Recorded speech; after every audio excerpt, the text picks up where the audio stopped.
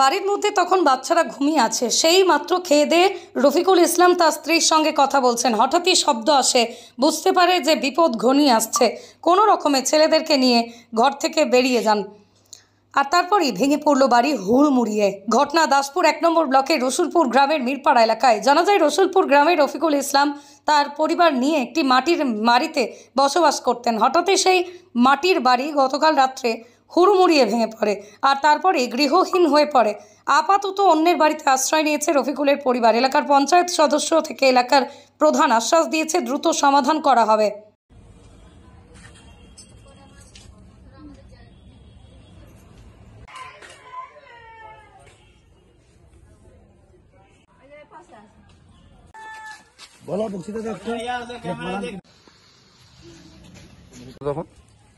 তখন খাটের উপরেই শুয়েছিলাম, রাত ছেলেগুলো ঘুমিয়ে পড়েছিল, আর আমরা স্বামী স্ত্রী দুজন জেগেছিলাম।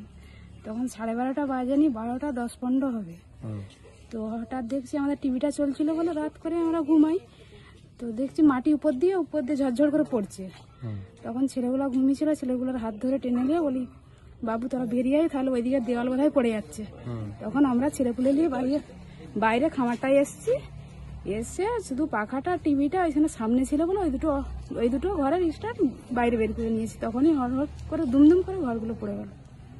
এই ঘরে থাকতেন? হ্যাঁ, এই ঘরে থাকার কোনো ঘর আছে না, আর কোনো আমাদের থাকার ঘর নেই। এখন খুবই আমাদের অসুবিধা, এখন মাল সামানও রাখার জায়গা নেই, আমাদের নিজেদেরও থাকার জায়গা নেই। আপনার নাম?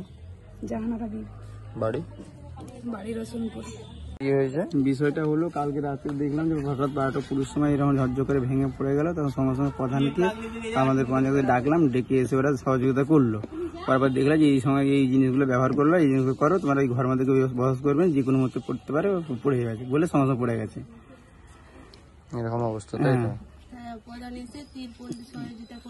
তিরপল আমার প্রধান এসেছিল, দিয়ে খাওয়া দাওয়ার ব্যবস্থা করে দিয়ে বলে গেছে, প্লাস তোমার থাকার জন্য ব্যবস্থা করে দিয়েছে, এখানে থাকবে ওখানে থাকবে এরকম বলে গেছে।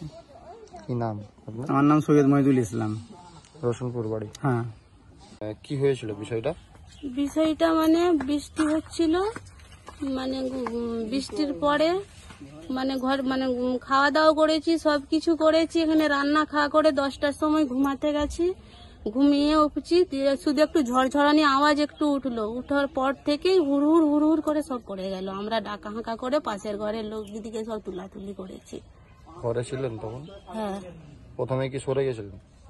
না, তাহলে মানে তারা সেই সাইডের ঘরের লোকরা ঘরেই ছিল, আমরা হাঁক মারতে তারা বেরালো ছুটে, আর আমরাও বেরিয়ে গেলাম। কারা ছিল ওই ঘরে? আমার জায়েরা। তারা ছিল, তাই? হ্যাঁ।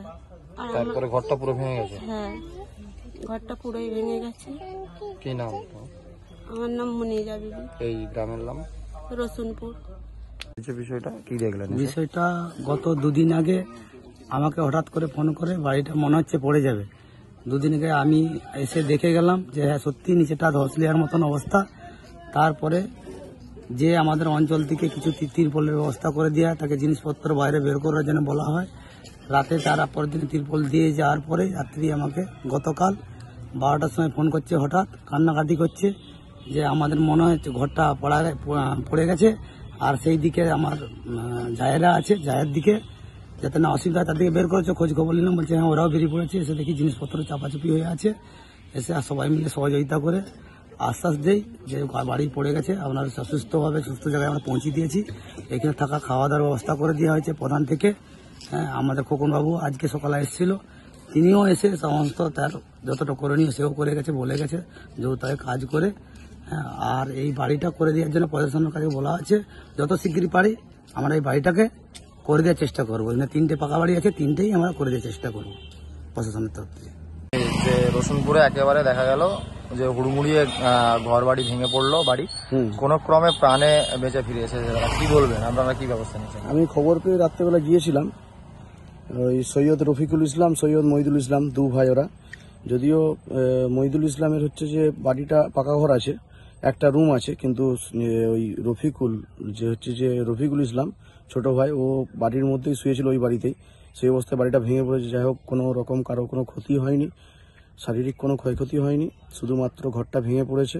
রাত্রেবেলায় গেছিলাম, রাত্রি 12:30 একটার সময় ওখানে যেয়ে ওনাদেরকে আশ্বাস মোটামুটি ওদের পাশে দাঁড়িয়েছিলাম। আমাদের যেটা সরকারি, আমি মাত্র সুকুমারবাবুর সাথে আমাদের যে সভাপতি পঞ্চায়েত সমিতির ওনার সাথে কথা বলেছি। আমি একটা জায়গায় যাচ্ছি, ওখান থেকে ফিরে বিডিও স্যারের সাথে কথা বলবো কিভাবে ওনার দিকে সরকারি সমস্ত রকম সাহায্য বা সুবিধা পেতে পারে, সবকিছু ওনাদেরকে হাত বাড়িয়ে দেওয়া হবে সরকারি তরফ থেকে।